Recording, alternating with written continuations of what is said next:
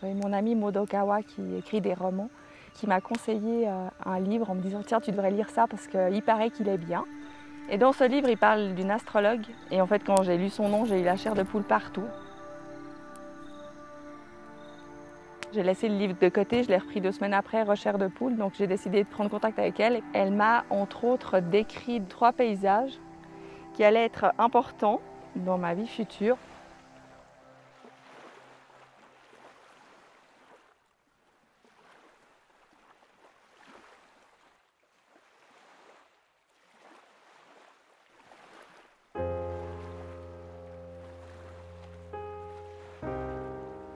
J'ai vécu une séparation en Suisse très compliquée avec le père de mes enfants, qui est alcoolique.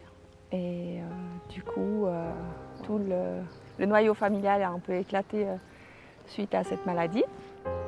C'est vrai que j'ai pas trop réalisé non plus. Enfin, tous les événements, j'apprenais les faits qui se passaient autour de moi.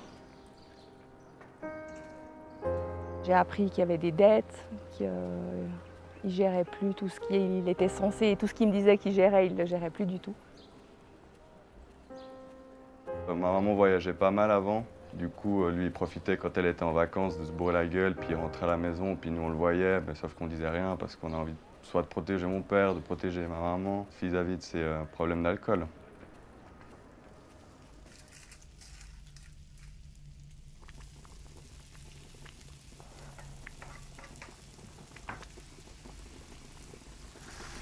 C'est hyper compliqué pour elle, il y a tout son monde qui s'écroulait. Je pense qu'elle a toujours essayé de sourire à la vie puis d'espérer que le jour d'après elle serait meilleure. Quand il rentrait bourré à la maison, moi j'étais toujours le premier à le voir. Même avant ma maman, alors que ma maman elle le connaissait depuis qu'ils ont à peu près 18 ans. J'ai un souvenir, un des derniers repas avec des amis de la famille, où il était vraiment trop torché. Et moi j'ai dû prendre presque le rôle de mon père pour échanger avec nos invités qui étaient des amis à nous. Je me suis rendu compte en fait qu'il y avait tellement de codépendance entre les enfants, moi et lui, et que c'était plus possible en fait, c'était aller trop loin.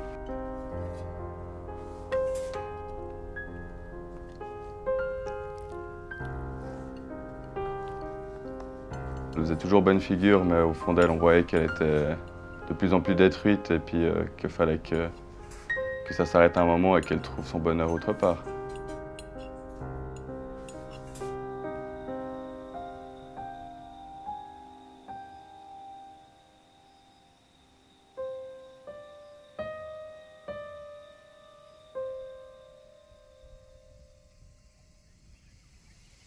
Un premier paysage, c'était une forêt primaire avec des énormes arbres, de la mousse qui pend, des animaux sauvages et de la terre rouge.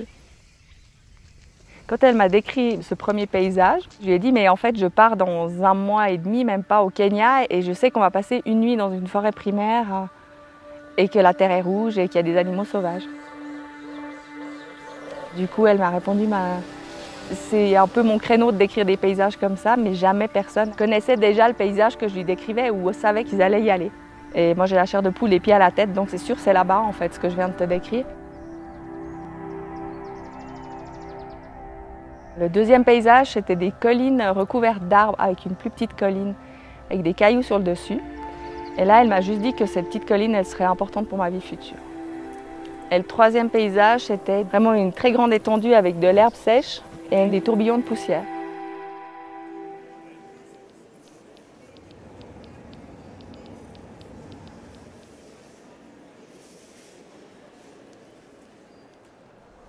Sur le tarmac de l'aéroport de Nairobi, déjà j'ai eu une sensation de je vais vivre ici. C'était assez bizarre.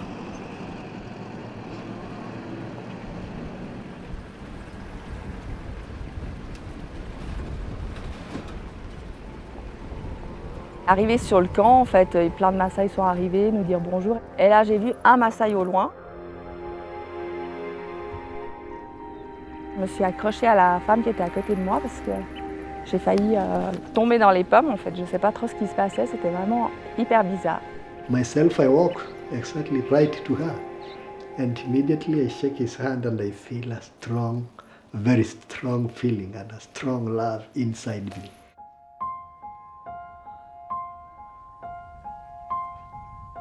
For now, I see like as if this is my destiny.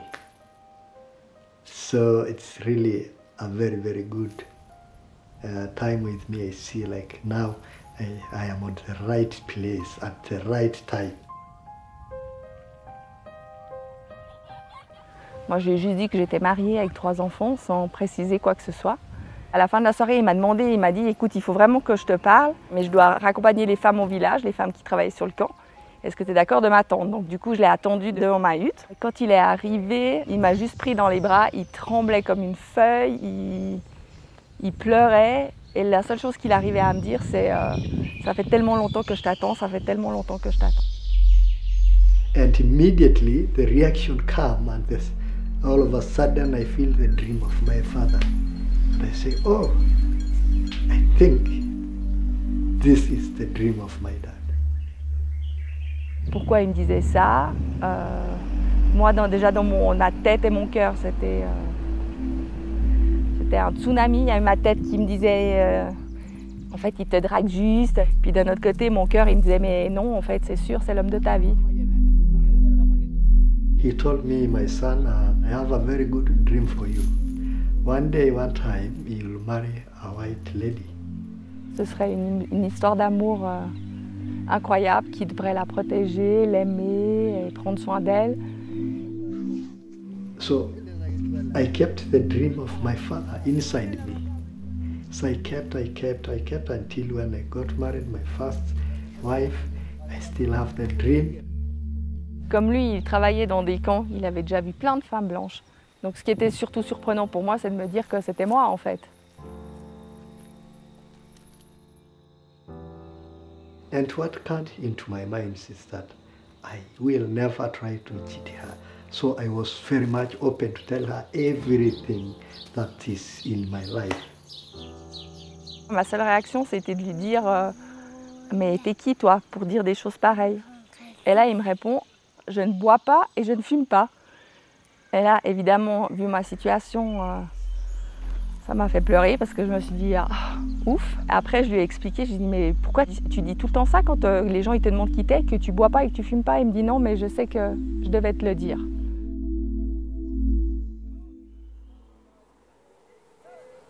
Et du coup, le lendemain matin, je me suis réveillée de bonne heure. Ma copine est venue avec moi et elle me dit « Mais il tremble des pieds à la tête, c'est incroyable !» Et là, il m'annonce qu'il avait téléphoné à sa mère. The first thing that my mother told me is, "That's your father, the dream of your father." So when I feel this, I see like there's a light ahead of me. Il était hyper heureux parce que dans quelques heures, on allait voir où c'était chez moi. Et là, je lui demande « Mais comment ça, où c'est chez moi ?» Et là, il m'explique que les Maasai ont tous reçu un terrain et qu'ils sont tous censés déménager sur ce nouveau terrain. When we met, I did not have cows, sheep and goats. But there is one thing that a Maasai will never give out to prove the dream of my father and to prove his love. What I gave to her is the land, where she can live and stay free, and he feels that he's in his home. La première nuit où il dormirait à cet endroit, ce serait avec sa femme blanche. Donc pour lui, ce terrain était le mien. Le deuxième paysage était exactement le paysage décrit par l'astrologue. Déjà, c'était un choc de voir ça. Et après, quand je lui demande qu'est-ce que c'est cette petite colline avec les cailloux, et que là, il me répond chez toi, c'est au pied de cette colline.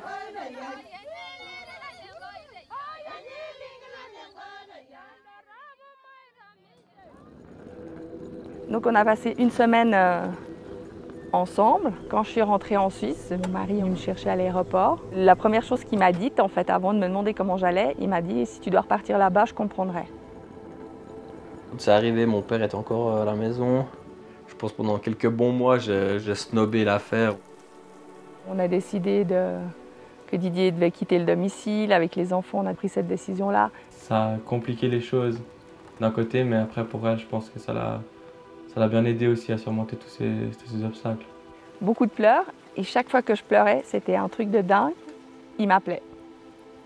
Mais chaque fois, je pleurais pendant 30 secondes et il m'appelait. Et il me disait, mais qu'est-ce qui se passe? Enfin, il y a une connexion qui est au-delà de, je ne sais pas, c'est vraiment particulier. We Maasai, we are very proud to have 2 homes. So you see, that's the reason why sometimes we marry 2 wives. So you take another one to another place, and another one is another place. Donc il y a une femme Maasai avec 5 enfants. So you'll stay in this home with your children, you feel happy. You go to another one, you feel happy with his children. And that's one reason that a Maasai will be recognized as a full man.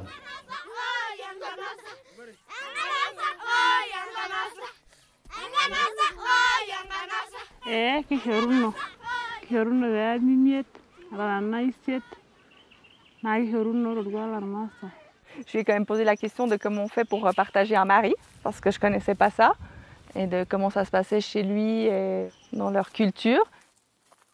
Pour ma mère, ben, elle débarque là-bas, donc c'est clair qu'elle doit s'y faire. De toute façon, c'est pas ma mère qui va changer la culture Maasai.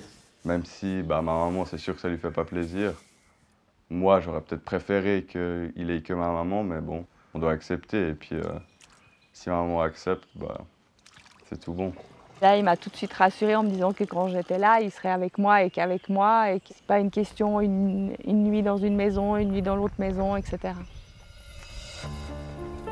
Si je devenais une femme Maasai, c'est que je vais à l'encontre de ce que je suis au fond de moi. Je veux pas qu'ils me découvrent comme eux ils sont, parce que c'est pas moi en fait. I found that this lady is really a part of me, and I really felt that she fits me, and I feel so happy, like I am in another new world. Il n'y aurait eu que le rêve de son père, j'aurais pu m'imaginer plein de trucs. Il n'y aurait eu que les descriptions de la fameuse astrologue, j'aurais pu m'imaginer plein de trucs. Mais là, il y a tellement de choses qui concordent que je pense que c'était écrit.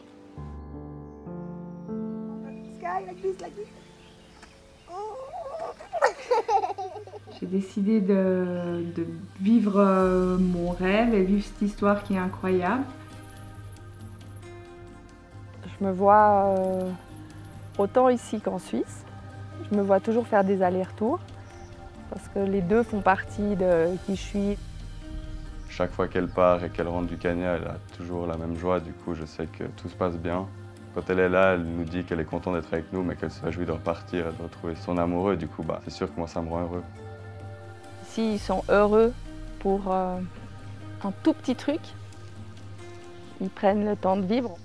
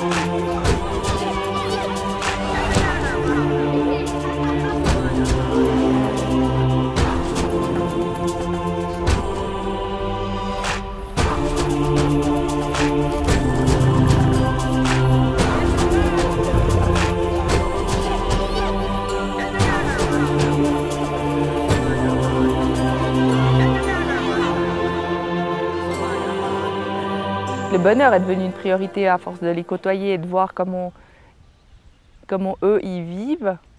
Et une fois que tu as expérimenté ça, tu te rends bien compte que l'argent, que tout le reste, en fait, ça sert à rien si tu n'as pas cette perception du bonheur possible.